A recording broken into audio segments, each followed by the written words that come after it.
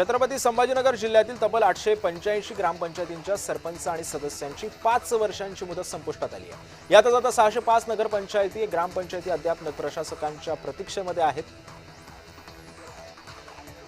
भंडाऱ्यामध्ये doctor Babasaheb आंबेडकरांच्या 135व्या जयंतीनिमित्त निळा वादळ मित्रमंडळ तसंच 358 मैत्री संघ यांच्या संयुक्त विद्यमाने आयोजित बॅनर डिस्प्ले कार्यक्रम उत्साहात पार पडला। यावेळी परिसरातील नागरिक, युवक तसंच भीम अनुयायी मोठ्या संख्येने उपस्थित होते।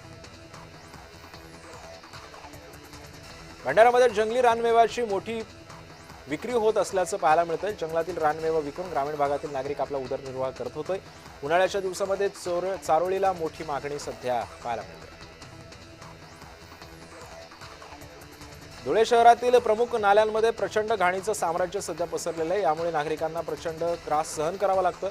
आजारांचा प्रादुर्भाव इतका वाढू लागला आहे की नाल्यांमध्ये नागरिकांनी कचरा टाकला जात असून त्यावर प्रशासनाकडून कोणतीच कारवाई केली जात नाही। त्यामुळे महापालिकेविरोधात नाराजीचा सूर आहे। धुळे कृषी उत्पन्न बाजार समितीमध्ये कांद्याची मोठ्या प्रमाणावरती आवक झाली, मात्र कांद्याला अत्यंत कमी भाव मिळत असल्याने शेतकऱ्यांमधून प्रचंड नाराजीचा सूर उमटतोय। यामध्येच आता गारपिटीमुळे काढणीला आलेल्या कांद्याचं मोठ्या प्रमाणावरती नुकसान झालंय। शेतकऱ्यांच्या अडचणीमध्ये सुद्धा वाढ झाल्याचं चित्र आहे। हिंगोलीच्या वसमत तालुक्यातील गुंडा, करंजाळा आणि बोरी सावंत परिसरातून प्रस्तावित शक्तीपीठ महामार्गाला शेतकऱ्यांनी तीव्र विरोध दर्शवलेला आहे। शेकडो शेतकरी एकत्रित येत वसमत येथील उपविभागीय अधिकारी आणि तहसीलदार यांना निवेदन देत शासनाच्या निर्णयाचा निषेध सुद्धा नोंदवला गेला।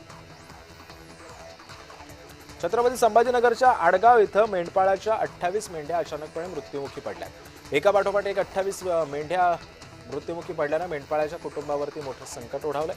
त्यामुळे मेंढपाळाचं जवळपास 4 लाखांचं नुकसान झालेलं आहे।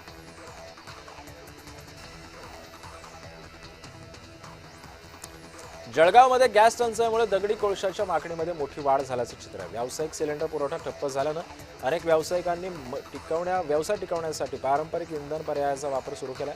परिणामी दगडी कोळशाच्या दरामध्ये 20% वाढ झाल्याचं चित्र आहे।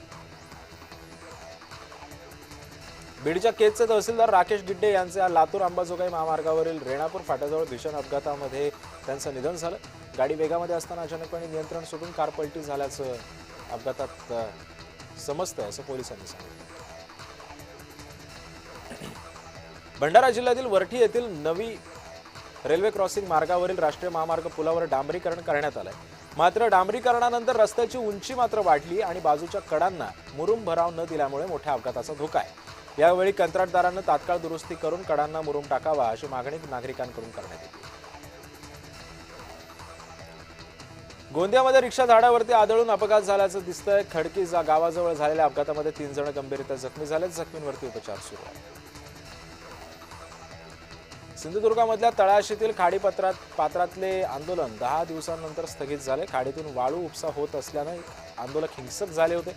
आमदार निलेश राणेंनी ग्रामस्थांसोबत चर्चा केली आहे। शिरूरमधील हॉटेल व्यावसायिकांनी डिझेल भट्टीचा वापर करून काम सुरू ठेवलं आहे, मात्र डिझेल भट्टीमुळे धूर होत असल्यानं आचारी कामगार यांना सुद्धा याचा त्रास होतो। त्यामुळे हॉटेल मालकांसमोर अडचणींचा सामना करावा लागतो। दिवसेंदिवस वाढत चाललेल्या या अडचणींमुळे सध्या हॉटेल व्यावसायिक सुद्धा